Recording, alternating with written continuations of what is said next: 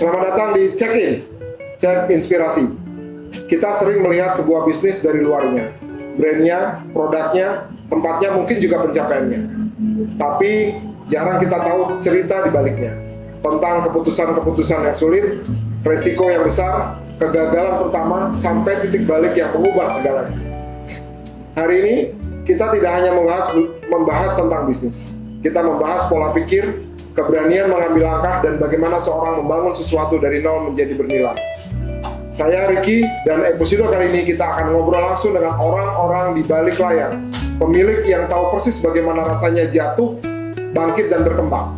Selamat datang di Check-in, Cek Inspirasi. Bersama hari ini dengan teman dan sahabat saya, Mas Hani. Apa kabar Mas Hani? Baik. Yang kedua ada Mas Tommy. Apa kabar Mas Tommy? Sama. Oke. Mas Hani dan Mas Tommy, saya ini adalah alumni dari SD Tarakanita 3 di Patal Senayan. Patal Senayan, gitu ya kan. Jadi dulu pertemanan kita dimulai dari SD, ya kan. Terus kita pisah SMP, SMA, kuliah masing-masing. Saya kuliah di Universitas Bina Nusantara, Mas Hani di STIB jurusan bisnis, Mas Tommy di Atmajaya Pariwisata. Atmajaya Pariwisata. Ya kan, hari ini kita akan berbincang-bincang seputar gimana sih jadi business owner, ya kan, rasanya dan segala macam. Oke, buat Mas Hani, owner dari Sentana Hotel, Sentana Group, pemilik bisnis Sentana Tour and Travel. Ada 2 hotel di Jogja dan di Pemalang. Di Pemalang ada bistronya, ya kan, di mana bisnis restorannya lebih booming dibandingkan hotel, ya kan. Terus ada bersama Mas Tommy juga memulai bisnis travel dan rental mobil atau rental kendaraan untuk kebutuhan wisata dan segala macam. The first question, Mas Sani. Ya. Sehat ya Mas ya. Kalau disuruh milih, mau di flashback lagi ya? Ya. Kepikiran nggak sih punya hotel? Kalau punya hotel sih Atau dulu sebetulnya. cita-citanya apa? Iya, enggak. Kalau waktu kecil tuh cita-citanya lucu sih. Maksudnya pernah pengen jadi pilot sebetulnya. Pilot. Iya, jadi pilot. Tapi karena SMP naik kelas 2 itu tiba-tiba sakit mata, terus ternyata matanya minus. Jadi kayaknya terus ini kayaknya nggak mungkin jadi pilot. Terus juga kayaknya buat mikir yang pelajaran yang kayak ilmu-ilmu pasti nih, kan kayaknya kok agak ini ya, terlalu mikirnya agak kurang. Iya, agak kurang gitu. Ya harus diakui memang kalau misalkan Sebagai salah satu anak Jaksel gitu ya kan, untuk mikir-mikir eksakta agak kurang gitu ya. iya. Terus ya sudah, akhirnya waktu itu nggak tahu terus cita-citanya apa gitu, ya mengikuti aja alurnya. Kenapa pengen jadi pilot? Ya Keren banget, Bang. kayaknya gagah aja gitu kan kalau bisa Nyetir pesawat. nyetir pesawat gitu. Terus Ya udah, terus nggak tahu, habis itu nggak pernah mikirin cita-cita ya, karena ya udah Cita-cita. ya nggak punya cita, terus ya kita ngikutin aja sampai ya itu di SMP, lulus SMP, masuk SMA, terus akhirnya ya cuma mikir ya sudahlah, kita mengikuti apa yang sudah ditakdirkan dan sudah diarahkan gitu kan. Karena kita nggak punya bahasan lain. Seperti orang tua saya juga nggak berpikir wow, lu harus jadi dokter, lu harus jadi ini, nggak ada itu. Yang penting pokoknya sudah, lu mau sekolah apa gitu, udah sekolahnya ini aja ya. Makanya kenapa kita akhirnya sekolah di itu tadi, bisnis itu tadi, karena basicnya orang tua pun juga bisnis. Tapi kan kita kan waktu itu kan bisnisnya ini kan beda gitu. Kalau misalkan kayak akhirnya kita tahu bahwa kita ini mau tidak mau hidup dalam dunia hospitality, ya maksudnya ada hotel, ada itu kan, ya maunya kenapa kita mesti sekolah bisnis, kenapa kita nggak sekolah perhotelan aja kalau memang orang tua sudah ada cita-citanya, kan itu kan tadi lagi dirunut ada sejarahnya. Jadi lu kuliah belum ada hotel nih? belum ada hotel ini. Kuliah itu sudah sedang dalam tahap pembangunan. Tapi bayangan itu waktu itu apa ya sih? Gue yang mesti kelola gitu kan, bayangannya kayak gitu. Terus ya udahlah. Dan waktu itu kita ngikutin kegiatannya kayak bapak itu kan. Ya pada saat itu kan masalahnya berdagang, ya berkutat dengan itu apa terus kita nggak berpikir bahwa ini akan terjun ke dunia hospitality seperti ya kayak ada hotel atau apa, ada resto. Ya sudah akhirnya itu selesai kuliah, ya itu tadi ada opsi pemilihan. Tadinya udahlah nggak usah kerja ngapain, langsung aja ke Jogja begitu. Tapi kan pegang hotel dari tahun? Ya kalau itu kan masuk Jogja itu 2002. 2002? Ya. 2002. Karena kan lulus kuliah baru 2001. Kita udah lulus berarti ya? Udah. Ya kan kalau sekolahnya agak kurang pintar kan pasti 5 tahun. Ya kan? Kalau yang mungkin sekolahnya kayak di BINUS atau mungkin di apa ya yang cepet-cepet aja lah. Kita udah sampai ditanya, ini mau selesai kapan gitu. Ya. Kalau mau sampai 6 tahun, ya gue udah gak ada biayanya lagi. Karena waktu itu kan setelah krisis moneter ya, itu kita udah ya sudahlah gitu. Ya mau nggak mau dipaksa walaupun nilainya mungkin. Mungkin. Waktu lo kuliah di IB itu lo kepikiran bakal punya bisnis atau apa gitu? Kan lo belajar bisnis. Iya kepikiran. Cuma kan waktu itu bisnis masalah perhotelan atau pengen bisnis yang lain? Iya bisnis yang lain karena waktu itu bapak tuh masih yang lebih dibesarkan adalah dengan pengalamannya dia 36 tahun di berdagang itu tadi, ya kan kita pemikirannya ya mau nggak mau lah kita mau mengikuti bapak kan. Begitu. Gitu. Ya itu tadi terus ketemunya bahwa ternyata ada sejarahnya nih kenapa mau buat hotel, bagaimana gitu kan. Dan juga pada saat itu ya gue juga baru tahu ternyata backgroundnya ibu itu pun juga dulu sekolah perhotelan. Oh nyokap sekolah? Iya, nyokap itu sekolah perhotelan.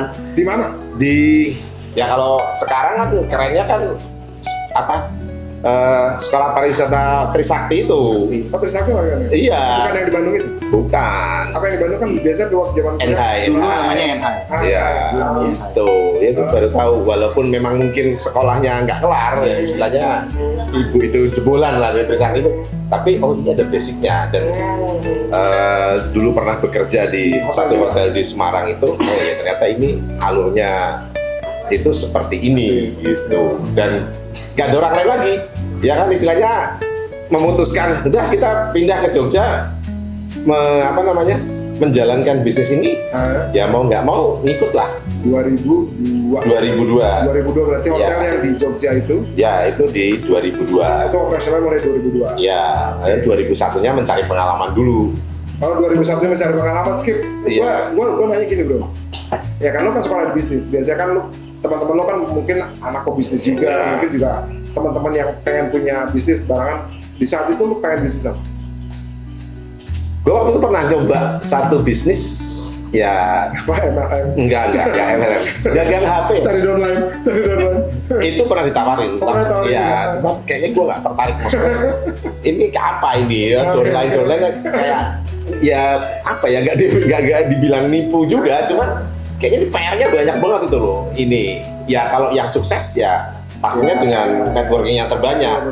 Kan waktu itu gue berpikir bahwa gue kayaknya nggak gaul-gaul banget gitu loh. Maksudnya teman gue nggak banyak gitu. Kalau ini kan harus butuh PD ngomong gitu kan. Kalau kayak lu kan jelas ya PD ya. Nggak ada kemampuan yang lain bos. Jadi modalnya PD doang. Gitu. Nah, terus ya pernah ya nyoba itu dagang HP, kas. Ya. Cuman ya. Market kan? Ya second itu door to door lah. Nokia. Iya Nokia pisang kan sama Sony Ericsson, Motorola itu kayak gitu. Microtech itu yang flip. Iya. Apa startup atau apa startup? Iya. Gitu. Itu. Lu juga sama Tom? Ya kan, Apa lu pikiran punya bisnis tuh, sebenarnya kan mungkin dulu lu sekolah pariwisata, ya kan, terus lu bayangkan lu kerja di hotel, ya kan, atau kerja di spa, atau di pub gitu ya kan. Jadi spa. Lu pariwisata jurusan apa? Gue lebih ke tour and travel. Oh, travel. Jadi lepas dari SMP masuk ke masuk dulu tuh kepikirannya dari SMP tuh mau ngapain ya? Dulu tuh yang namanya SMP itu yang namanya pelajaran dengan angka-angka, matematika dan sebagainya paling buta gue. Pokoknya udah membuat males lah gitu. Akhirnya gue cuma pikiran gini, gimana ya sekolah yang bisa membuat fun tuh di mana gitu. Karena dulu sempat mau sekolah tuh di SMA olahraga. Oke. Gitu, SMA olahraga tuh ada di Pasar Minggu. Jadi guru olahraga. Iya. Kepikirannya begitu kan. Terus akhirnya enggak deh. Gue tuh seneng jalan-jalan orangnya gitu. Kenapa nggak kita cari sesuatu yang beda gitu ya? Jadi di keluarga itu dari kakak gue sampai adik gue semua masuk SMA. Cuman gue doang yang akhirnya masuk SMK. Kalau dulu bukan SMK. Di tahun-tahun kita itu kan tahun 90-an itu kan masih sekolah menengah apa gitu ya, bukan kejuruan. Smith. Nah, gue masuk ke SMIP, sekolah menengah industri pariwisata. Oke. Dulu gue di Patria Wisata di Pejaten, jadi kita bilang sekolah tetangganya Gonzaga gitu, tetangga. Oke. Jadi sama-sama di Pejaten. Nah di situ Jadi kalau ditanya lo ambil Gonzaga gitu. Padahal sebelahannya ya. iya sebelahan. Terus Nah pariwisata tuh ada jurusan apa aja? pariwisata tuh kalau waktu itu di angkatan gue cuma 2. Di tahun Di angkatan gue ya, tahun 2000 itu ya? tahun 9 akhir ya? 93 sampai 96 kan? Oke, Itu cuma 2 aja. 29. Lah iya memang kan. SMA, oh SMA ya? Iya, SMA kan. Iya. Apa gitu? Jadi cuma ada perhotelan sama Ya itu pariwisata, tour and travel gitu. Oke. Jadi ada 2. Setelah di bawah gue tahun 94 Baru ada Tata Boga. Baru ada Tata Boga. Dan lo akhirnya kuliah di Trisakti Pariwisata. Bukan Trisakti, Trisakti. Atmajaya. Atmajaya Pariwisata. Itu extension sebetulnya D2, tapi pada prakteknya itu sebenarnya D3 gitu loh. Cuman kan karena waktu itu D2, D3 itu kan tidak ada gelar tuh tahun 90-an. Mulai ada gelar kan tahun 2000-an gitu loh. Jadi lu fokus di dunia travel karena lu mendalami ilmu pariwisata tadi di sekolah Iya, tadi, terus lu betul. pengen bikin dunia travel gitu, travel umroh gitu, travel haji gitu. Sebenarnya enggak sih, enggak spesifik. Cuman dulu tuh gini, Belum ada. Belum ada. yang spesifik umroh apa segala macam. Iya, belum ada. makanya Iya, waktu belum kita banyak.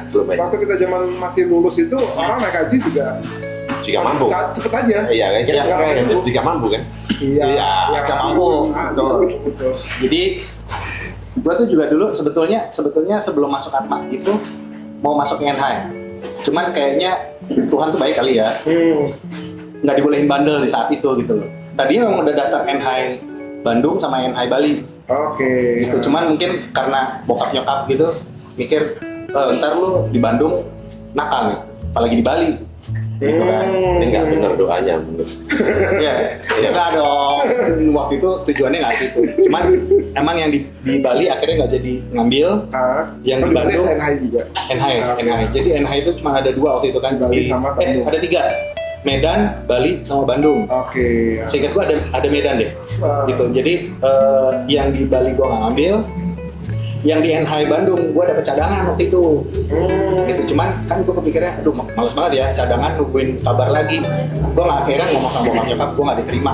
Gitu aja. Kalau negeri nggak ada ilmu pariwisata juga ya? Maksudnya? Jurusan dulu AMTN apa dulu kita tuh? Nggak ada. Nggak ada. Belum ada. Waktu itu Belum ada. kejuruan ya? Sekolah khusus gitu? Politeknik ya. Hah? Karena dulu Iya. dulu tuh pariwisata itu nggak ada sekolah tinggi atau universitas tuh nggak ada. Gitu.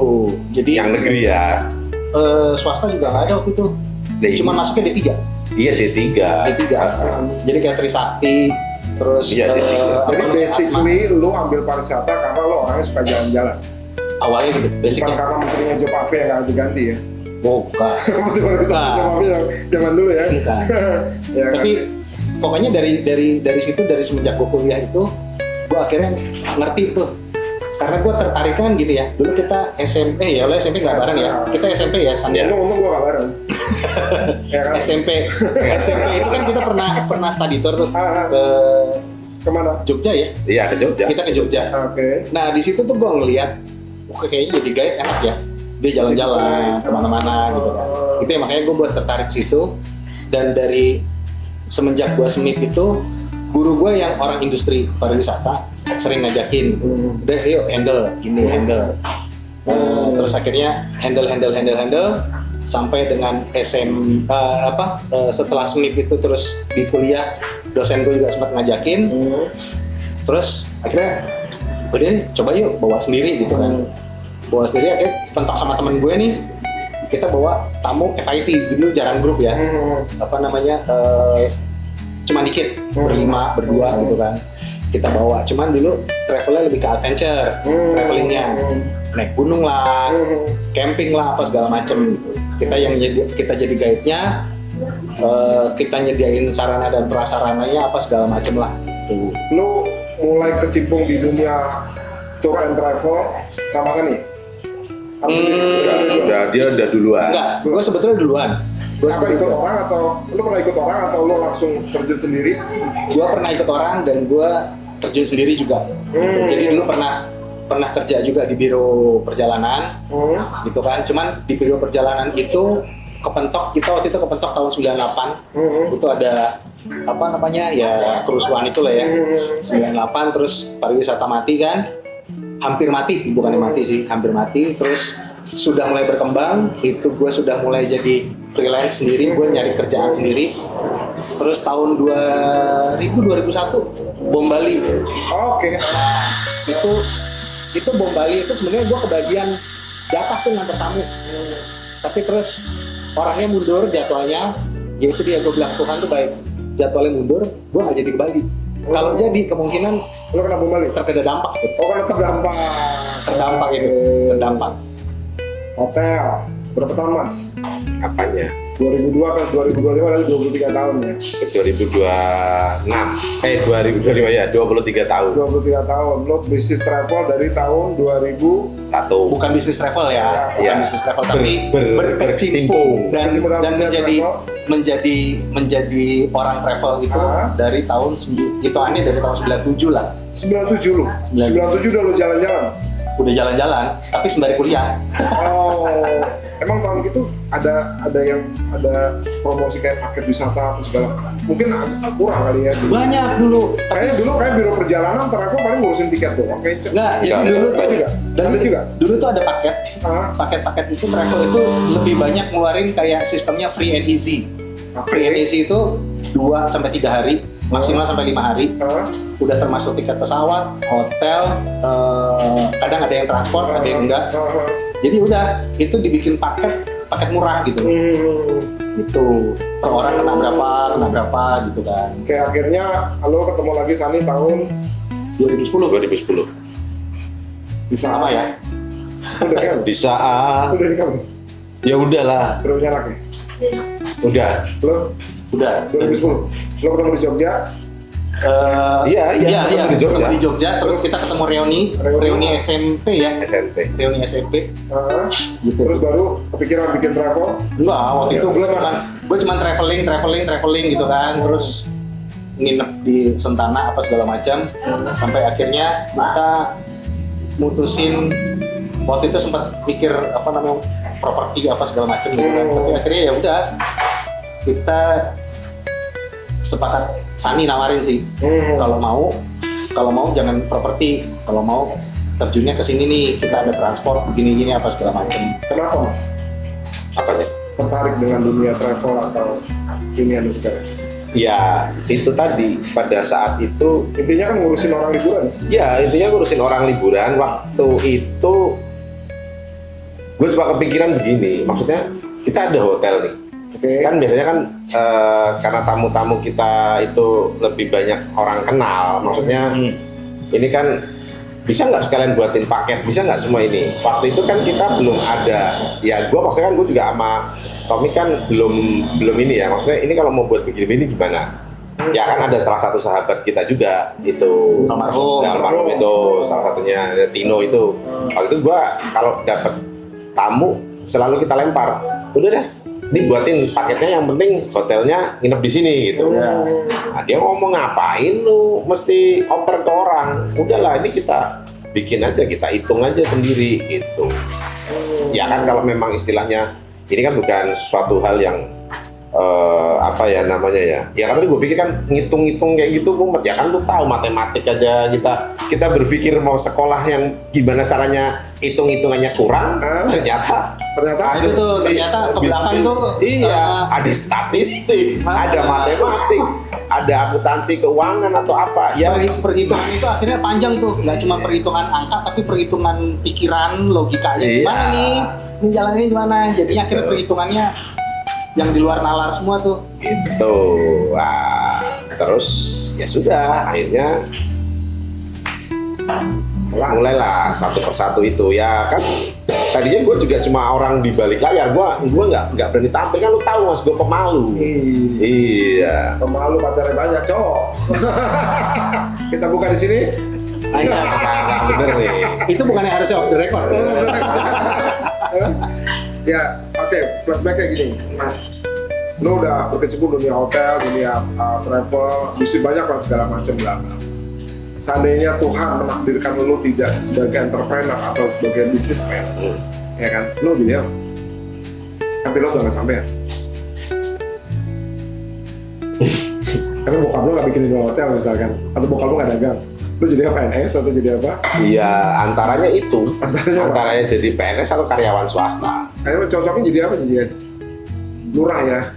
Camat, Lurah, hah? Camat bisa ya? Zaman dulu belum bisa kali. Belum bisa. Oh, Zaman dulu belum bisa. Zaman dulu kan daerah kan daerah. Dari itu direct. Jadi kira-kira apa? Kalau misalkan lo boleh ngomong setelah lo menjalani 23 tahun nih Mas Ani, hotel ya? Dulu 23 tahun di hotel. Lo bilang sama bapak, almarhum bokap lo sebelum mau buka hotel ya? Beh, jangan buka hotel, buka ini aja. Kira-kira lo bisa apa? Bisnisnya apa? Bisa apa? Gak tau, gue gak bisa jawab. Karena lo terima jadi doang. Iya, karena gue cuma jadi doang. Namanya pangeran nih. Ya, Enggak sih. Tapi seingat gue Sani itu pernah senang musik kan ya? Ah iya. Gitu, senang musik. Iya teman-teman, ya dulu nih pernah jadi anak band ini. anak band apa? Bukan anak Nganterin band. band kan? Nganterin anak band. Pokoknya dia senang musik, pernah apa namanya San, di toko kaset apa ya San ya? Itu udah kerja di Setara dia. Kerja di Setara kan? Iya, Di di Setara. Itu kan muterin kaset kan? Iya, Kalau nggak ada muterin kaset yang kaset. rusak dia belum pakai pensil. Buat ini lagi. Jadi besok-besok udah pada tahu ya hubungannya antara kaset sama pensil tuh apa gitu. Iya dulu karena ada urusan masalah kita gitu. Kira-kira bisnis apa? Kan lo apa? Lu kan hotel udah 23 tahun, Iya. gitu ya kan? Enakan gue bisnis ini nih. Ya kan bikin kapal ikan aja, kan lebih gampang tuh nggak ada ikan. Di Pemalang kan dekat laut kan? Iya, Pemalang dekat laut, tapi ya nggak segitunya juga kan. Apa terus?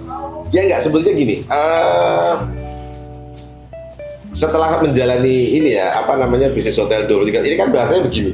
Ini nggak ada orang lain lagi, Mas. Nggak ada. Ya kan? Nggak ada. Bapak gua istilahnya ini punya hal yang ya dia juga bingung mau misalnya, ya kan gua nggak tahu. Misalnya kan mungkin nggak ada pilihan lagi, orang apa. Udah adanya lu udah sini deh, lu masuk di sini, lu gimana caranya gini. Jadi istilahnya didikannya adalah ya kita akhirnya belajar bagaimana belajar caranya. Ya sekarang lu nggak ada pilihan lain. Lu mau apa kan? Gue gini, gue kalau sebagai apa namanya seorang anak ini kan istilahnya ya patuh aja sama orang tuanya. Paling nggak orang tua mengarahkan apa, ya insya Allah jalan lu selamat gitu kan. Kalau lu membangkang atau misalnya ya bukan berarti bahwa kita tidak bisa berargu dengan orang tua ya. Cuman kan ya udah ini adanya hotel gitu. Lu mau siapa lagi yang mau ngejalanin? Dan bisnis orang tua yang satu lagi yang lain, Yang apa? yang dagang apa? Ya dagang itu kita pernah, Mas. Maksudnya ya gue udah coba ngikutin gitu.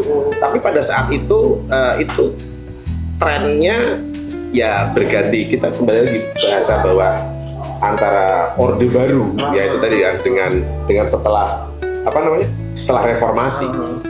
Ini semua aturan kan berubah, gitu kan. Kayak misalnya ya salah satunya adalah bisnis yang dijalanin sama bokap itu kan kayak dagang, ya maksudnya kan kayak impor gula pasir dan tepung terigu itu. Trennya waktu zaman segitu itu masih oke. Tapi kan pada saat itu pernah ini bisnis ini dari Jakarta, terus udahlah kita coba yuk di Jogja itu, ya dengan koneksi segala macam rupa apa itu. Tapi ternyata kan di situ ya itu tadi situasi dunia atau apa dalam artian, lu kita beli hari ini harga sekian ya, lu 2 hari lagi kita belum tentu apakah ini akan untung ataukah ini akan rugi. Bisnis apa tuh Pak? Ya itu tadi gula pasir ya, import gula pasir sama tepung terigu. Oh, nggak main bawang atau padi atau beras gitu segala macam? Enggak. Karena kan pada saat itu kan itu yang memang ada asosiasinya kembali lagi kan. Kalau kayak misalnya zaman apa namanya, zaman Orde Baru itu kan Bulog itu kan mereka punya ada asosiasi ya, asosiasi penyalur gula pasir dan tepung terigu. Ini di mana? Di Jakarta. Oh, di Jakarta. Ya itu. Nah pada saat itu ya memang eranya itulah. Semakin kesini ini terlihat kayak ya bukan nggak menjanjikan, tapi karena memang istilahnya basicnya bokap itu kan ya kalau itu kan kita nggak ada sarana yang lebih komplit ya. Maksudnya berdagang ini kita juga nggak berdagang murni. Kita istilahnya kita kayak beli DO, nanti kita ini lagi jual, ambil untung seberapa apa-apa lah. Pada saat itu semua importir atau apa itu kan semua bersaing, kayak gula dari India, gula dari mana itu, nah itu yang harganya menjadi persaingannya apa namanya menjadikan tidak sehat. Belum di sini ada waktu itu keluar aturan baru bahwa harus ada pabrik gula di Indonesia, ini rafinasi segala macam rupa. Nah ini yang akhirnya menjadi basicnya menjadi karena kita waktu itu yang nggak kuat aja, maksudnya dalam artian ini mungkin memang sudah bukan eranya lagi gitu. Terus akhirnya bokap kepikiran bikin hotel. Iya. Nah, waktu kalau di podcast yang pertama itu Mas Andi cerita bermuasal dari Losmen, ya kan, Losmen Bubroto. Ya kan, emang dulu Sentana berapa kamar? Tahun 2002. 2002. Ya 18. Sudah 18 Bentuknya kamar. udah sampai sekarang.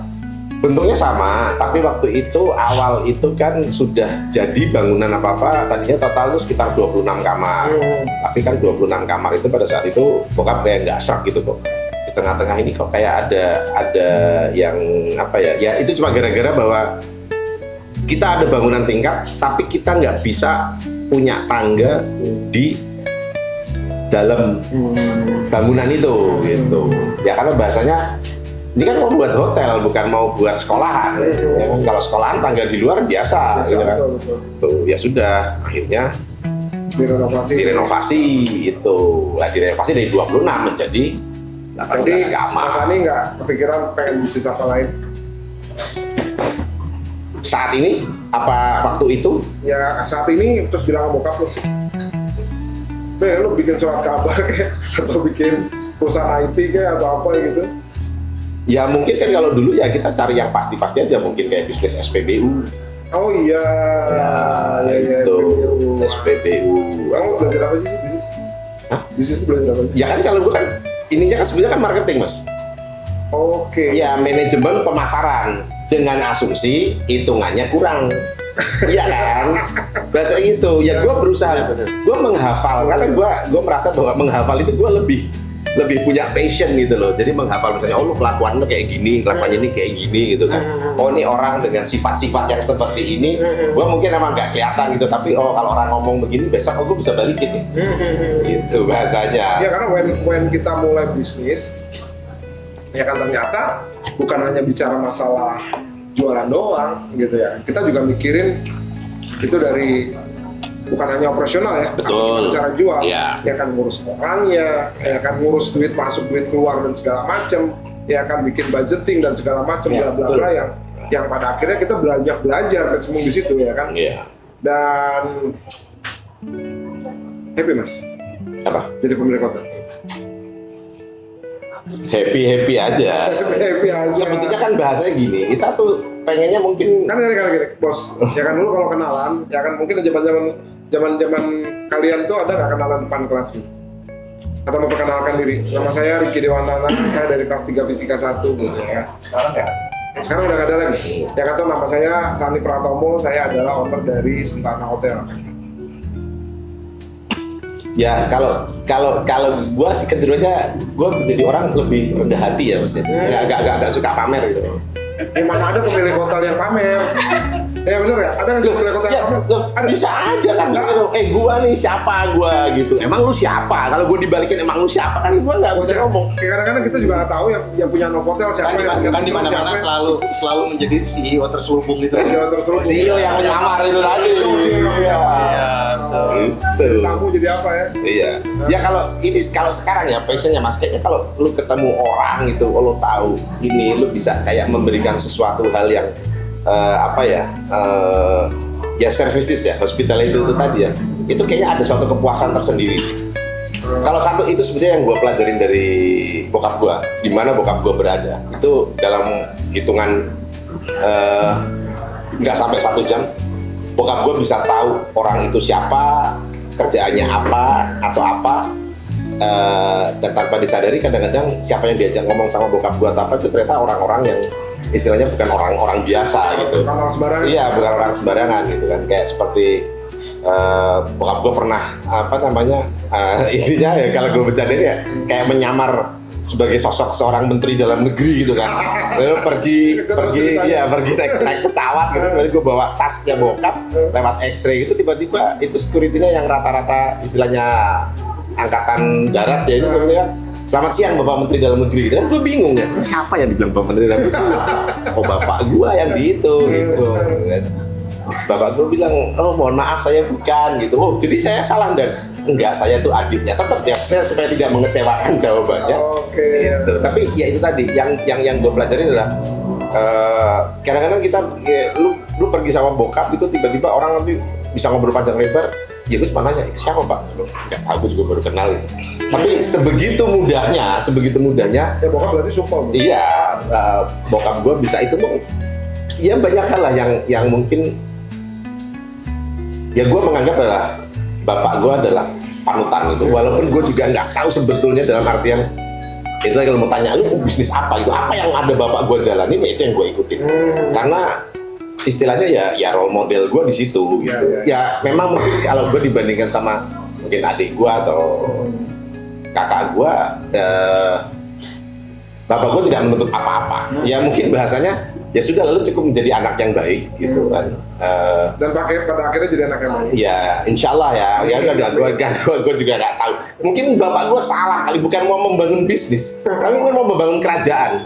Iya kan, membangun kerajaan kan. Bapak gue rajanya, itu adalah putra mahkotanya mungkin gue. Itu, kan bingung kan, untuk putra mahkota mau ngerjain apa? Gitu. Ternyata putra mahkota harus bekerja kan. Itu aja. Tapi juga sama. Apa tuh sama? Nggak kepikiran selain bisnis travel. Kalian punya bisnis apa? Ya kepikiran lah bisnis ini. Aku bisnis kopi. Nah, kalau dulu sih sebetulnya Di sekolah pariwisata mana ada dulu kopi sebelum ada kan? Belum ada. belum ada. Viral Belum sekarang. ada. Jadi dari pokoknya dulu itu bukan berpikir usaha sih ya, bangun usaha sebenarnya enggak gitu. Cuman kalau boleh jujur, dulu tuh jadi guide tuh menjanjikan. Karena bayaran tuh gede gitu, cukup besar. Nggak, kita bicara di luar tips lah ya. Iya. Gitu, kita bicara di luar. Dan itu barang langka loh istilahnya. Istilahnya lu dibayar karena untuk jalan-jalan aja. Iya. Gue jalan-jalan, gue have fun nih. Gue kenal orang baru, ya kan. Mau siapapun itu, mau dia orang penting atau orang nggak penting, pokoknya gue ketemu orang baru, gue punya kenalan baru. Tapi di situ dulu gue nggak kepikiran, gue bisa sampai ke Bali, gitu. Dulu kan bayangan kita waktu kecil ya, Bali gitu kan. Kita ngeliat di TV, Bali keren gitu apa segala macam. Gue nggak pernah kepikiran gitu loh. Tapi terus tiba-tiba dulu yang pertama kali itu dosen gue yang nawarin, lo mau nggak? Gue kasih poin.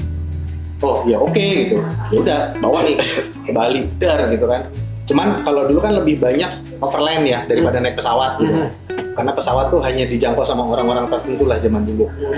Ya akhirnya gue bawa ke Bali, gue bisa ngerasain nyebrang dari Pulau Jawa ke Pulau Bali. Kalau Jawa ke Lampung udah pernah, cuman Jawa ke Bali, wah ternyata gue bisa sampai Bali ya, bawa tamu. Walaupun di sana gue nggak bawa tamu sendiri, karena ada kebijakan di sana kan harus menggunakan guide lokal gitu. Jadi begitu sampai sana, gue bukan guide, naik Pendamping. level gue, Apa pendamping? tour leader. Gitu. Gitu, gue naik levelnya, istilahnya gitulah. Tapi sebenarnya sih sama aja, pekerjaannya sama aja. Intinya lo mau guide, mau tour leader, mau apapun juga, intinya kan cuma ngelayanin tamu. Nah, setelah kejadian itu,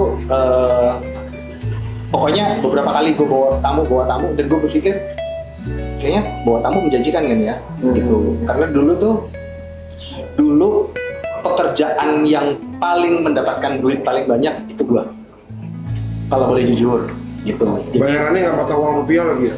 oh enggak, Kalau yang tetap bawa rupiah, kalau yang bawa boleh kasih tips boleh. tetap rupiah. Apa, dolar Kan gitu? kita basicnya kan di sini. Oh, basicnya di sini. Basicnya di sini. Nah, cuman kalau ya ini cuman intermezzo dikit ya. Cuman kalau tips, memang kan dulu kita nggak berharap ya sebenarnya. Cuman kalau tips itu kalau bawa orang bule, kadang-kadang kita gembira, kadang-kadang nyakitin. Karena orang bule zaman dulu nggak ngerti itu rupiah. Gitu. Oke. Jadi kadang-kadang kan Main kasih aja ya. main kasih aja. Jadi mereka tuh kadang-kadang ngasih dolar. Dan gue dulu nggak tahu namanya dolar tuh kita harus simpen rapi apa segala macam. Masukin Mereka kan keluar dompet. Iya, mereka kan keluar dari dompet. Gue dapat $10 gitu kan. $10 zaman dulu tuh kayaknya nggak ada harganya ya. Zaman dulu per dolar berapa sih? 2000-an Iya, ya. 2000-an. 2000-an itu $10. Udah gitu kan gelipet sama dia. Oh ya udah, gue bangga dong. Begitu gue sampai rumah, gue ngomong sama bokap. Dulu masih ada bokap nih. Nih dapat begini. Ya kok dilipet? Emang kenapa? Jangan dilipat-lipat duit, yang nerimanya begini. Ya jangan dilipat-lipat kalau dolar gitu. Nah di situ gue baru tahu, oh dolar tuh nggak boleh dilipat. Jadi emang harus kaku gitu kan. Oh ya oke, mulai besok-besok belajar nih. Tapi ketika bawa tamu bule lagi, ya disitulah gue lagi merasa, oh iya ya orang bule nggak tahu ya mata uang rupiah. Dikasih tahu nggak? Koin wayang. Oh, yang For your tips gitu kan. Karena ini Oke, $1 apa itu kan? Iya kan dia menganggapnya kan kalau di sana kan $1, $5 kan ada koin, gitu kan. Di zaman itu gue nggak tahu kalau sekarang ya. Ya nanti muncul itu di layar ya, ada uang logam terus gambarnya wayang. Ya itu tuh Beberapa itu, nilainya tercatat. dan ada gue waktu itu terima 2 kali tuh ya. Rp100. Rp100. Banyak kan dicari. Enggak, gue terima dua edisi, jadi 2 kali itu pernah kejadian orang bule ngasih yang satu wayang, yang satu koin tebel tuh yang rumah gadang. Oke. Tuh. Itu biasanya dicari bapak-bapak kalau lagi masuk angin. Yoi. Yang kayak kuningan kan? Apa? Bukan. Itu 1000. Enggak. Jadi ada 2 edisi tahun 1973 sama 1978 kalau nggak salah itu. Nanti coba dicari. Nice. Ya kan, bro. Back to topic ya bro. As a business owner, ya kan. Perasaan apa sih yang bikin lo kayak ngerasa wow banget gitu ya? Ada saat apa lo ngerasa seperti itu? Atau lo ngerasa berarti banget jadi manusia lah? Pusat dunia. Guys, informasinya ya, gue itu 18 tahun di dunia perminyakan. Terus sometime gue akhirnya hijrah ke dunia bisnis dan dunia tekstil, terutama kita punya brand ada Sediki Spray dan sebalikhotel.com. Ya kan, satu hal yang paling menyentuh selama gue jadi business owner, ya kan, karena dulu gue punya toko doang, ya kan, terus gue gaji karyawan itu cash, gitu ya kan. Pada saat dia mendoakan kita, jadi karyawan itu mendoakan kita, makasih ya Pak, moga kita sehat. Wow, itu rasanya betul banget. Padahal waktu gue jadi karyawan gue gak pernah ngomong gitu sama bos gue atau yang punya perusahaan gak pernah ngomong gitu ya kan. Paling net slip gaji gitu ya kan, oh ya suka tunjangannya masuk, lemburannya masuk gitu ya kan, makanya pasti ya kan. Habis itu kan start ke Menteri Keuangan kan gitu ya kan. Nah, tapi begitu pas itu itu terasa gitu ya kan. Jadi kira-kira apa ya yang buat inspirasi buat teman-teman yang nonton podcast ini gitu ya kan, as a business owner tuh yang bikin lo wow banget tuh apa? Bukan apa ya, karena menurut gue misalkan bisnis itu bukan buat kaya raya ya kan, bisnis itu buat manfaat untuk banyak orang ya gitu ya kan. Jadi gue bisa banyak ketemu ya, mungkin let's say hari ini di PT Selikinter Media ada 23 karyawan ya kan, ternyata gue berinteraksi bukan hanya dengan 23 orang ya kan, ada para Gojek yang ngambil paket gue ya kan, terus ada keluarga yang nunggu di rumah ya kan, setelah gajian dan segala macam ya kan, yang buat nyekolahin anak dan segala, ternyata interaksinya begitu luar biasa, yang itu buat gue sangat wow gitu ya kan, ternyata Tuhan atau itu mempercayakan gue sebagai penyalur rezeki gitu ya kan. Lalu rezeki semua dari Allah ya kan, ternyata amanah itu membuat gue akhirnya lebih serius gitu lebih wow. Kalau menurut lu gimana? Kalau menurut gue ya mungkin nggak beda jauh lah. Ya bahasanya kalau yang pasti yaitu tadi menjadi bermanfaat untuk orang-orang yang istilahnya ya pastinya yang berkaitan langsung adalah yaitu tadi karyawan, terus apa namanya mungkin partner-partner kita itu kan. Kalau kadang-kadang ya kalau dulu ya awal-awal itu orang itu kadang-kadang misalnya kerja gitu, masuk kerja gitu berapa bulan itu, habis itu nanti dia mulai kredit motor. Habis kredit motor nggak berapa lama terus hanya ngasih undangan. Ya kan, karena kalau waktu pertama kali gue lihat ya kayak di Jogja itu kan trennya dulu orang kerja beli kredit motor, terus habis itu nggak berapa lama itu terus menikah. Ya itu kan paling nggak kan yang maksud saya, oh ya dengan hal yang seperti ini mungkin kita juga memberikan itu juga belum tentu lebih, misalkan nggak berlebih, tapi mungkin buat mereka apa yang ya kita nggak bicara apa ya, maksudnya mungkin buat sebagian orang ini sedikit tapi itu bisa menjadi cukup buat mereka gitu, dan yang banyak bisa menjadi bermanfaat. Itu aja ya, kadang-kadang oh ya terima kasih ya Pak apa ya, terima ya mendoakan atau apa, kita juga kadang-kadang kalau sekarang kita nggak tahu ya, misalnya dikasih tuh oh iya Pak semoga rezekinya lancar sehat terus atau apa ya, kalau sekarang kita nggak ngerti ya gitu kan. Cuman pasti itu ada tersirat, dan apa yang menjadi rezeki kita itu sebagian itu pasti dari doa-doa dari apa namanya para karyawan dan semua yang berinteraksi dengan kita. Bro. Karena gue kalau gue sendiri merasakan di sini, gue cuman karena bukan karena hanya di Sinopsis dan transport ya bareng sama Sani nih. Ketika gue tahu oh Sani itu punya hotel gitu kan, nggak tahu kenapa tiba-tiba pikirannya temen gue punya hotel, gue mungkin bisa kali ya ngomongin gitu kan, apalagi ini kan tempatnya di Jogja, di Jakarta gitu kan. Oh mungkin gue bisa ya nawarin nih teman-teman gue. Akhirnya coba gue nawarin, dikit-dikit nawarin, walaupun dalam 100 penawaran mungkin hanya 1-2 masuk ya gitu kan. Tapi ya setidaknya ketika gue mulai bareng sama Sani, gue sudah tahu oh Sani ada di sini, ada di hotel ini, kita ada usaha transport bareng gitu kan. Gue bisa merasakan bagaimana, walaupun bukan milik gue, tapi gue bisa merasakan bagaimana gue memiliki hotel, dan gue bagaimana gue merasakan problematika dia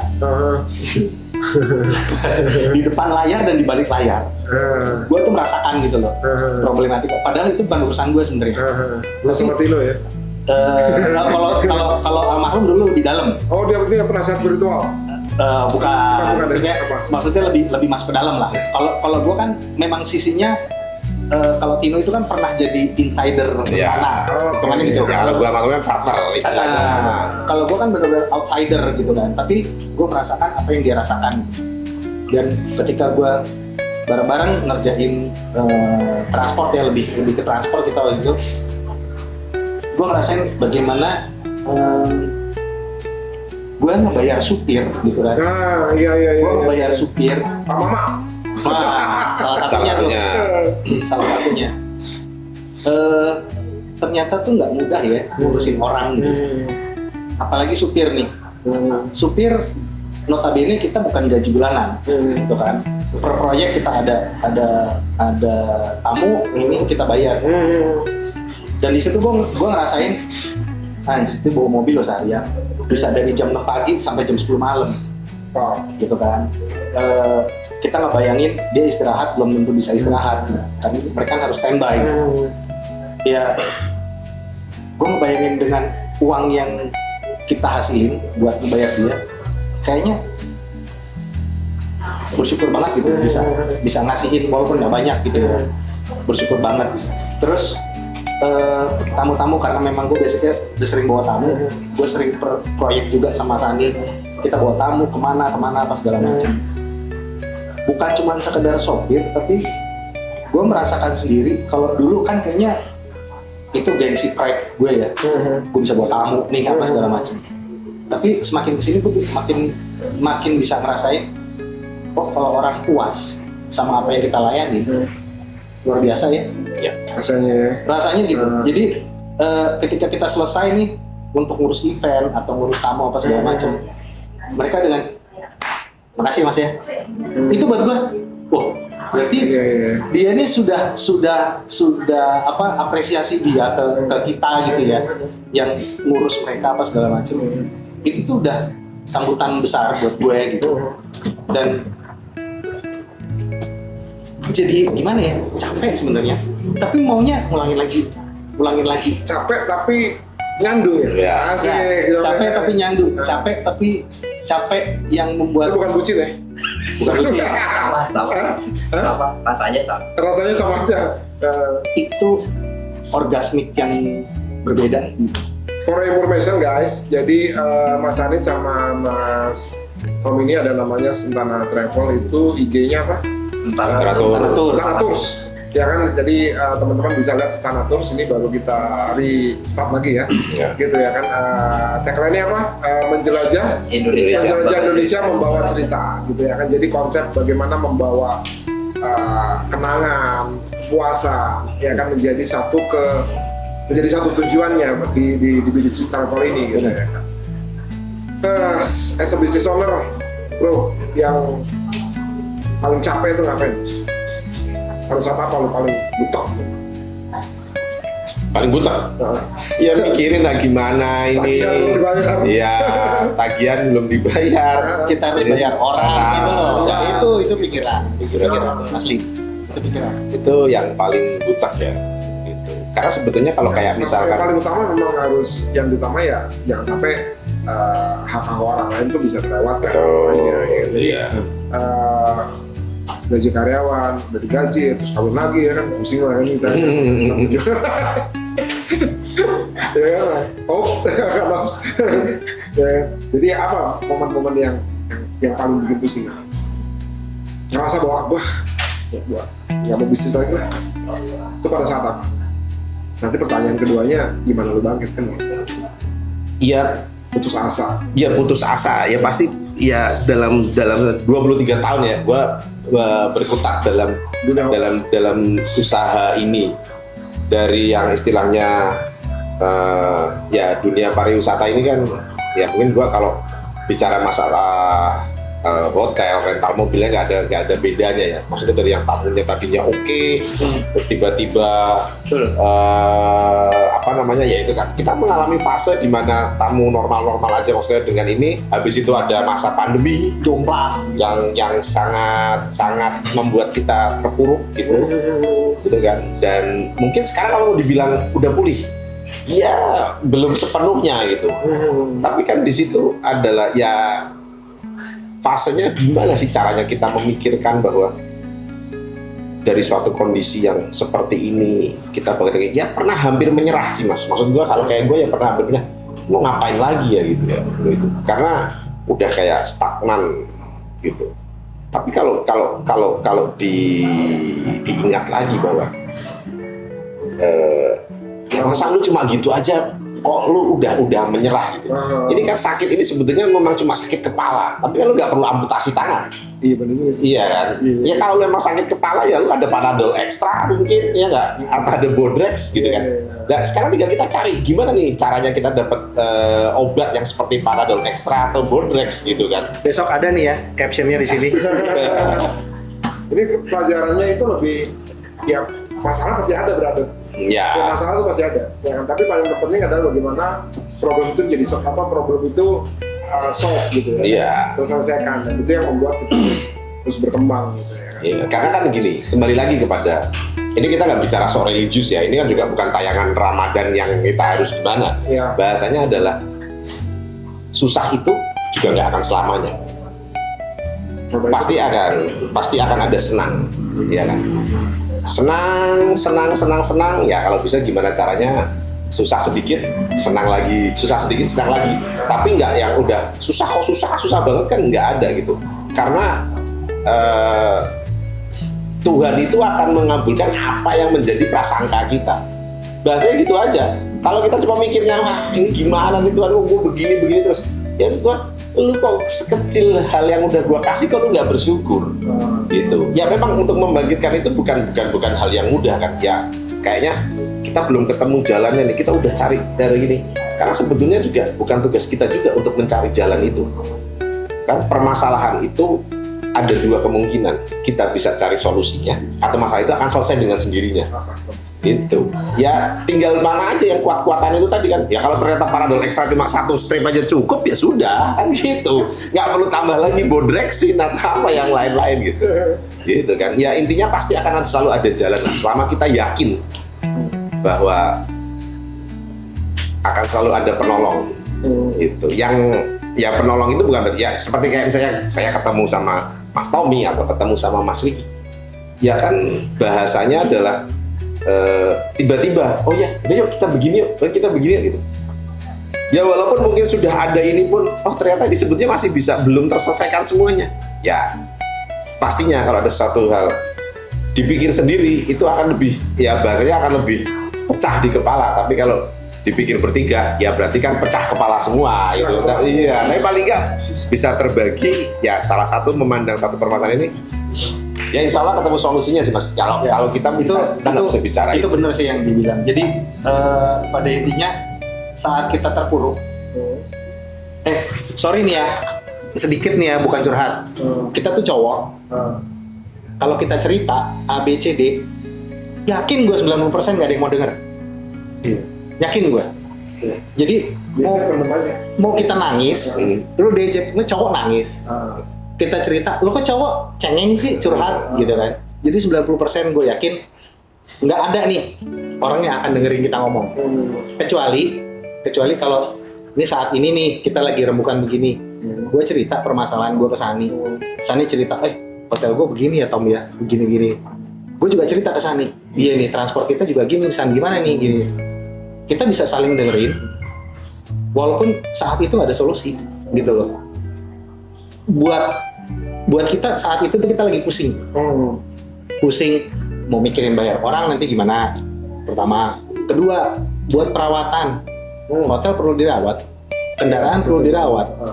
Kayak lo ya Mas Ricky ya, lo harus bayar tukang jahit apa segala macam ya kan. Tapi nah bersih kalau bayar podcast mati lo. Iya. Makanya kadang-kadang faktor kecil itu nggak kepikiran sama orang gitu loh. Mereka pikirnya, San lu punya hotel, Tom lu punya transport gitu. Rick, gue mau kasur dong gini apa segala macam misalnya kayak gitu ya. Orang kan cuma lihat sampai di situnya gitu loh. Tapi nggak ngelihat gimana caranya gue merawat hotel gue gimana ya. Mungkin Sani mikirnya gitu. Ya, yang kita bicara itu is all about mentality gitu ya kan.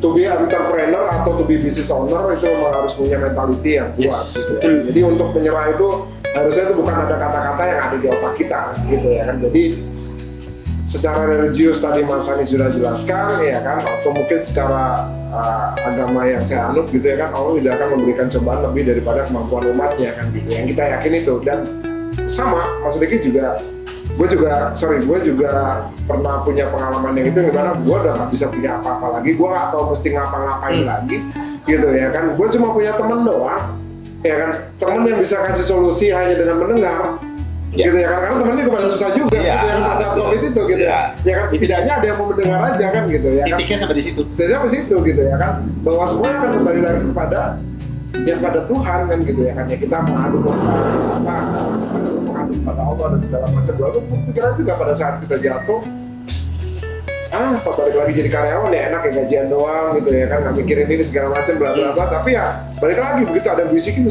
segitu doang loh gitu ya kan. Waktu kemarin lo minta izin sama bapak ibu lo, bokap nyokap lo untuk hijrah jadi pebisnis ya kan, begitu diuji kayak begini kan, itu akhirnya membuat kita terus bangkit gitu ya kan. Tapi mentality itu nggak akan ada artinya kalau kita nggak punya teman ya kan, namanya pertemanan. So ya kan, buat teman-teman atau para pemirsa yang di podcast ini, kalau lo punya teman, lo punya sahabat, lo jaga hubungan baik-baik gitu ya kan. Jadi jangan sampai kita urusan kecil apa segala macam bla bla bla ya kan, akhirnya pertemanan itu jadi berantakan gitu ya kan, karena teman itu yang akan menemani kita sampai di akhir ya kan. Bisnis bisa berhenti ya kan, karena nggak bisa berhenti kan gitu. Mantap bos, mantap. Bukan sesi curhat ya. Bukan jadi surat ya, berat banget ya kayaknya.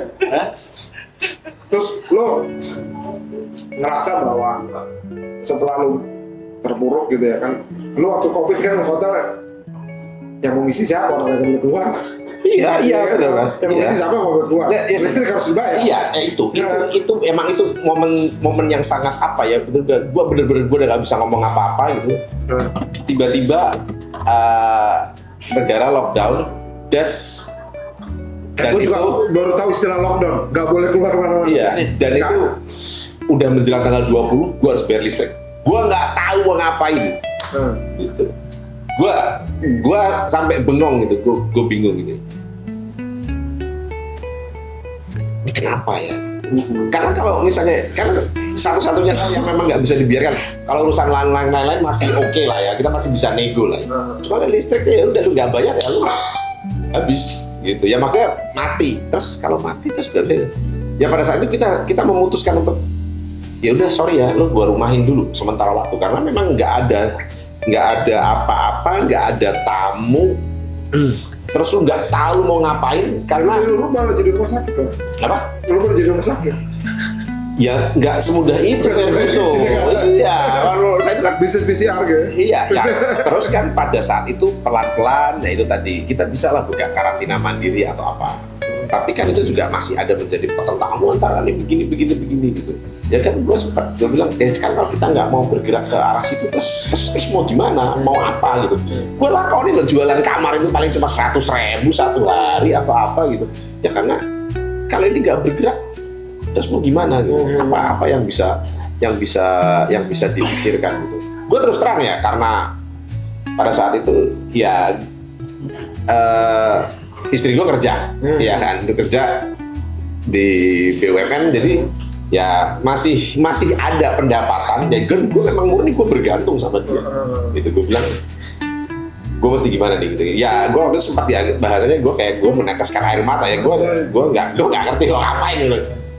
Ya istri gue yang bilang ya udahlah nggak usah lu pikir. Ya kalau gue bisa bantu, gue bantu gitu. Udah lu nggak usah lu pikir. Dia mau mikir apaan? Hotel juga membuat apaan? Tadi datang. Nah, ya. Gitu. Orang sempat gue jualan kayak sosis frozen apa gitu kan. Serius gue bilang, ada saudara gue jual ini kalau bisa jual, ambil untung 10.000 apa itu ya buat kegiatan aja mas gitu. Ya sekarang lu mau nggak mungkin kalau cuma sarungan doang di rumah. Gitu. Mau beginiin burung? Orang gua nggak piara burung. Gitu. Ya, nah, kemana-mana ini semuanya suasana serba mencekam gitu. Tapi ya sudah gitu. Ya 2 kali lah hal-hal yang gua alami. Gue kena COVID sekali doang. Sekali yang ketahuan. Iya. Sekali yang ketahuan. Ya karena kan gue sering nongkrong sama temen gue, kan nggak tahu gitu gue kena COVID. Gue kena COVID deh. Lu pada periksa deh. Habis itu temen gue bikin grup lagi. Itu Sandi kena COVID, kita periksa kagak? Alah udah nggak usah, diem aja. Ya udah selesai kan. Gitu.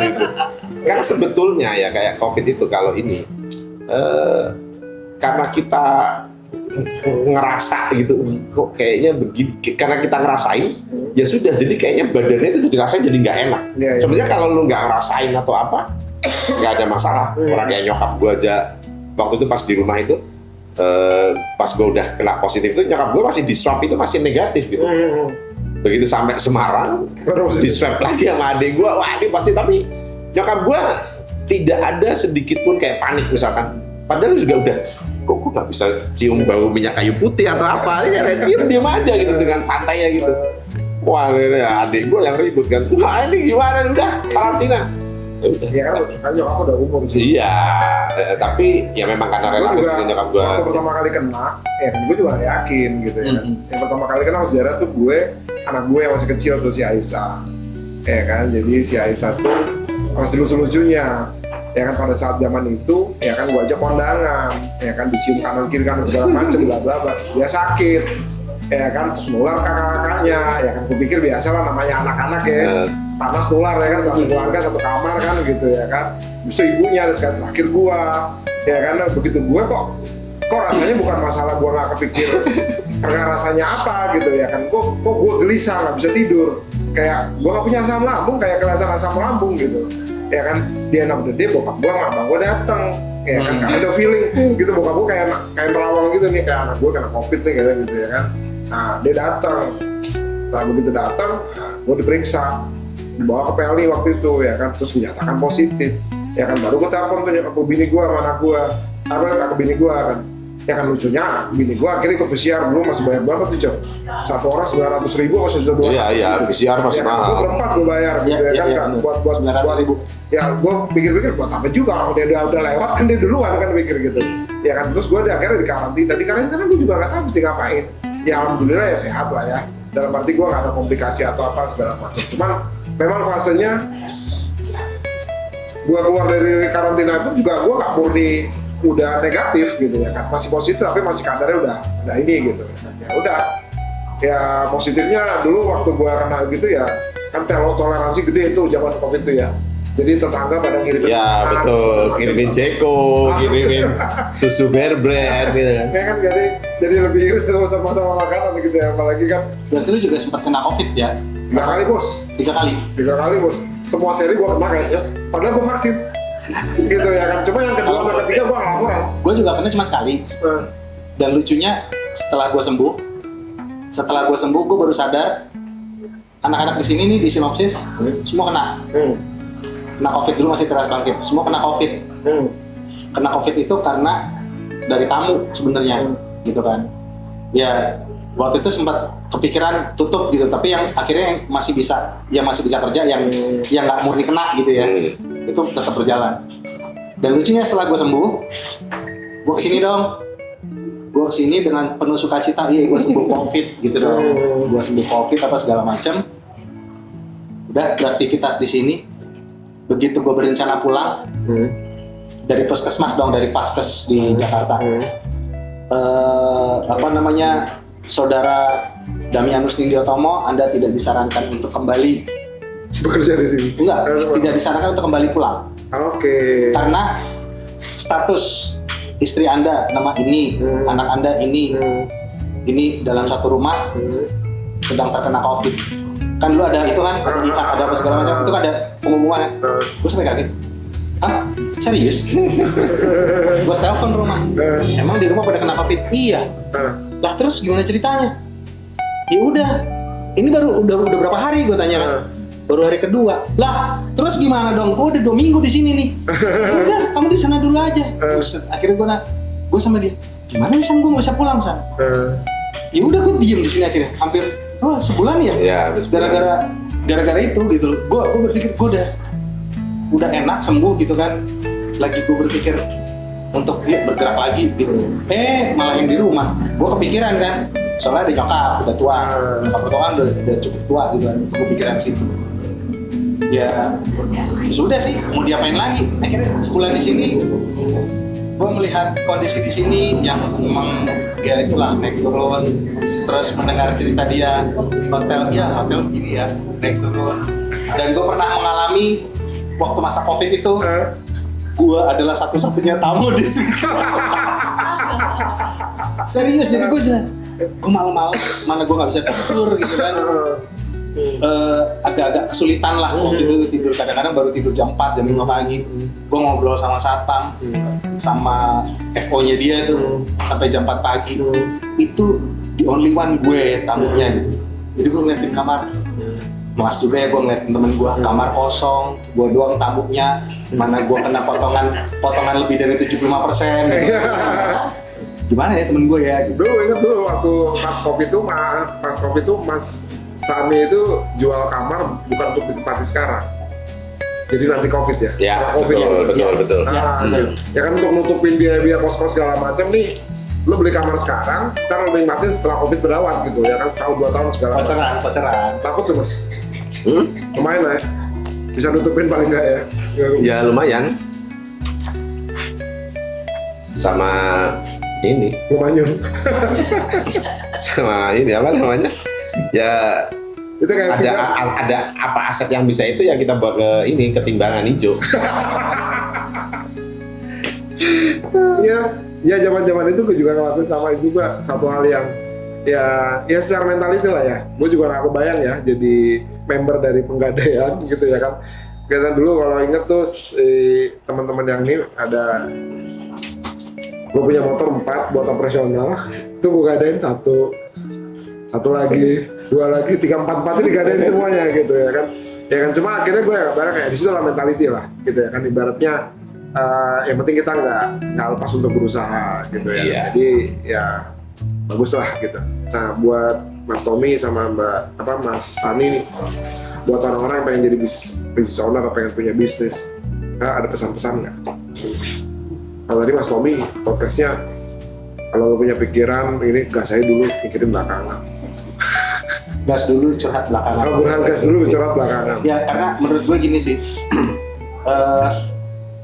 nggak selamanya lo mau memulai sesuatu, entah itu bisnis atau apapun, nggak selamanya lo harus punya modal gede sih. Nggak selamanya lo harus punya modal gede. Nggak selamanya lo harus punya modal gede. Gimana caranya? Intinya gini, intinya bahwa yang pertama lo kan punya niat nih, gitu. Lo punya niat mau ngelakuin apa kek, gitu kan? Mau ngerjain apa kek? Let's say kita nggak usah ngomong itu bisnis, gitu kan? Buka warung aja, paling gampang deh, gitu kan? Buka warung kelontong yang jualan sabun apa segala macem. Modal lo kan dibelanja, gitu kan? Modal lo dibelanja dan sebagainya. Tapi lo kan juga nggak perlu buka toko yang harus gede. Buka dari garasi mobil atau dari emperan rumah, itu kan bisa. Atau let's say kita kalau yang apa namanya kayak online shop sekarang kan lo bisa jadi dropshipper gitu. Ya kan? Dropshipper, lo cuman modal koar-koar gitu. Dan itu sempat gue lakuin. Jadi kayak waktu itu Sandi sempat tanya, terus Om lo kalau di Jakarta ngapain lo? Bengang-bengong doang dong COVID. Kalau di sini kok bisa ngurusin di sini gitu kan, ngurusin show. Ya mau nggak mau, gue cuman jadi MC, Master of Congor. Master of Congor cuman ngomong, gue ada hotel nih di sana nih, dan gue minta izin sama dia. Gue ngomong ya, ini hotel gue ya. Udah, Gria Sentana nih, gue ada hotel di sana namanya Gria Sentana gini. Ya kalau ada yang datang, akhirnya gue pasrahin lagi, San, ini besok ini ya, datang ya gitu. Jadi cuman begitu doang gitu kan. Ya pada intinya sih, kalau emang kita udah punya niat, jalanin dulu. Jalanin itu paling penting, karena kalau kita banyak pikiran, ya pasti semua kan akan berpikir, namanya modal apa segala macam. Tapi kalau kita makin banyak mikir, untung rugi, terus nanti kalau ini gimana ini apa segala, yakin nggak jadi. Yang penting lo udah yakin nih jalanin dan lo bisa menguasai ini. Ya contoh kayak Mas Riki lah, nggak bisa jahit kan, tapi yakin. Nggak bisa jahit tapi kan yakin. Mas Andi juga gitu. Kemarin pekerjaan jahit yang paling gampang tuh ngobras. Ya kan Mas Riki tuh ngobras beberapa kali nggak bisa. Emang udah ditakdirkan nggak bisa untuk jadi tukang jahit. Iya. Dan gue juga di sini kan bangun Sinopsis itu pun bareng Mas Andi juga. Nggak tahu kopi, bukan expert kopi gitu kan. Cuman kepikirannya waktu itu gimana caranya kita ngopi bareng nih di tempat sendiri gitu. Walaupun dulu di Sentana ada coffee shopnya juga gitu kan. Cuma itu kan di hotel, kita punya sendiri nih gitu. Kepikirannya cuma gitu aja. Ya udah kita jalanin. Nanti di tengah kalau ada problematika, ya itu seninya ya. Seninya di situ. Seninya itu di situ. tinggal bagaimana bukan problem solving. Yang penting kita mau dalam hati itu. Ini bukan masalah angka lah ya. Bukan. Jadi saldo ada angka berapa gitu ya kan, kadang-kadang jadi pebisnis punya Yang angka paling juga. penting, yang paling penting bro, lu jujur sama diri lu sendiri. Lu merasa susah, kalau lu nggak bisa ngeluarin pikiran, nih lu punya teman. Ya, itu tadi Ngomong dulu gitu. Intinya itu sih, ngomong dulu. Iya. Walaupun tadi seperti yang gue bilang ya, namanya cowok 90% pasti gak didengar. Tapi yang punya satu rasa, gue yakin gue bisa ngomong ke Sani, gue bisa ngomong ke lo gitu loh. Kan kita udah teman kenal lama nih. Setidaknya kalau gue ngomong, iya lo mau ngomong, lo sih goblok sih. Ya mungkin. Iya, ada juga yang gitu. Juga. Salah lo bikinnya begitu. Ya udah kita terima aja. Iya. Ya mungkin emang kita salah. Tapi kan buntutnya pasti dia ngomong, coba deh lo giniin. Coba deh, ini ntar lo giniin. Apa maksudnya tiba-tiba tuh ada yang ngasih solusi gitu. Walaupun awalnya Kira. enggak. Kaget ya. Untung nggak kayak Eca nangis. Pantes nanti jadi klip di TikTok. Iya boleh. Langsung aja. Ada pesan-pesan Mas? Pesan-pesan apa? Sebagai putra mahkota. Sebagai putra mahkota. Kalau terima warisan. Bagusnya kita punya teman putra mahkota ya. Ya intinya gini, intinya ya semua pasti pada intinya ya. Kalau memang udah berniat menjadi business owner, ya pelajari lebih baik. Ya, Yes. gitu. Ya kalau tadi yang tadi saya bilang bahwa nggak ngerti mau ngapain ini. Ya tapi emang itu dari ya Allah udah kasih jalan, udah pokoknya lu jalanin aja, pasti ntar ada solusinya gitu, udah gitu. Tapi kalau memang sudah akan lebih baik lagi kalau lu semua pada punya planning yang bagus nih, seperti Mas Riki lah gitu. Bahasanya planningnya begini gitu. Ya kita bukan berarti tanpa planning juga kita belum tentu nggak akan berhasil. Di tengah jalan ada sesuatu kita bisa perbaiki gitu kan. Seperti skripsi, walaupun mungkin lama kelarnya, tapi akan selalu ada revisi. Dan revisi itu pastinya nanti akan berujung kepada keberhasilan. Mau nilainya CB. Mau nilai CB nggak masalah, Yang penting gitu. lulus. Yang penting lulus. Betul. Yang penting lulus. Nilai lebih baik itu pasti akan lebih baik. Tapi yang penting lulus tetap akan menimbulkan kesan bahwa oh ya berarti lu sekolah masih benar. Iya. Daripada Jadi banyak cerita itu intinya sama kayak tadi tagline-nya. Jadi keberanian untuk melangkah itu menjadi poin penting. ya jangan banyak pikir. Jangan banyak mikir gitu ya kan. Jadi kalau misalkan teman-teman semua pengen punya bisnis, ya kan ya udah pengen bisnis apa, produknya apa, jualannya di mana, targetnya siapa, ya kan mau lewat online atau mau offline dan segala macam, ya udah jalanin dulu aja. Gitu ya kan. Nanti lo akan ketemu jalannya sendiri gitu ya kan. Kalau dulu gue dari kerja di kantoran selama 18 tahun atau 20 tahun terus pindah ke pasar gitu ya kan, vibe-nya beda banget tuh. Oh iya. Vibe-nya beda banget gitu ya kan. Jadi ya kalau lo mau jadi pedagang sukses ya hiduplah di dunianya, yaitu pasar namanya. Ya kan, terus berinteraksi dengan orang dan segala macam, dengan customer A, customer B, tipikalnya ini itu dan segala macam ya. Betul. Disitulah yang bikin kita akan menjadi lebih maju, lebih berkembang dan segala macam. So guys, cukup buat hari ini ya kan. Ini part 1 ya kan, kita ngobrol, nanti kita buat edisi yang khusus kita ngobrol atau teman aja, karena bisnis bareng sama temen tuh lebih enak daripada bisnis sendirian Ya. ya gitu ya kan, daripada bisnis sama istri ya. Karena kan bisnis sama teman aja lah ya gitu ya kan. Ya kan, nanti akan ada part 2, part 3 dan segala macam, kita akan cerita bagaimana menjalani sebuah bisnis, permasalahan apa yang sering terjadi dan segala macam, bla bla bla. Closing gua ada di mana, teksnya, prompter closingnya. Tapi ingat-ingat ya, apapun itu, biarpun lo pewaris, biar lo perintis, pokoknya semua dijalanin dulu. Lo yakin sama apa yang lo jalanin, lo yakin sama apa yang lo buat bahwa itu akan memberikan sesuatu yang baik buat lo, dijalanin pelan tapi pasti. Kalau nanti akan ada satu saat dimana lo BM lo ketemu kepentok, yakin deh pasti dijalan. Itu sih. Pertama, baik lu perintis Maupun pewaris. maupun pewaris, jangan pernah pesimis, yang penting optimis. Siap, betul. Ya. Ya kan, Gas dulu, curhat belakangan. gas dulu curhat belakangan. Gas dulu, curhat belakangan. Ya kadang-kadang kalau kita salah mengambil keputusan, terus kalau kita lagi ada hal-hal yang sial atau segala macam, terus kita cerita itu tuh jadi ketahuan sendiri, yang jadi obrolan yang gak ada ujungnya gitu Iya, kan. betul. Ya kan, at least ya kan I'm happy kan gitu. Oke guys, thank you Mas Ani udah cerita di part 1, ya kan nanti ada sesi Thank you, Iya, Mas friends, Ricky. ya kan part 2 dan part 3 dan selanjutnya. Kalau ada satu hal yang bisa kita ambil hari ini, itu adalah bahwa bisnis bukan hanya soal profit, ya kan, ini tentang visi, tentang konsistensi, tenang bertahan ketika keadaan tidak sesuai dengan rencana. Setiap bisnis yang kita lihat hari ini pernah ada di titik nol, dan yang membedakan adalah siapa yang memilih untuk tetap berjalan. Terima kasih untuk cerita dan pelajaran berharga hari ini. Semoga episode ini bukan hanya menginspirasi, tapi juga mendorong kamu untuk memulai dan melanjutkan apa yang sudah kamu bangun. Sampai jumpa di episode berikutnya. Cek inspirasi bersama Ricky. Tetap bertumbuh, tetap happy, dan terus bergerak. Assalamualaikum warahmatullahi wabarakatuh. Waalaikumsalam. Assalamualaikum guys. Aduh.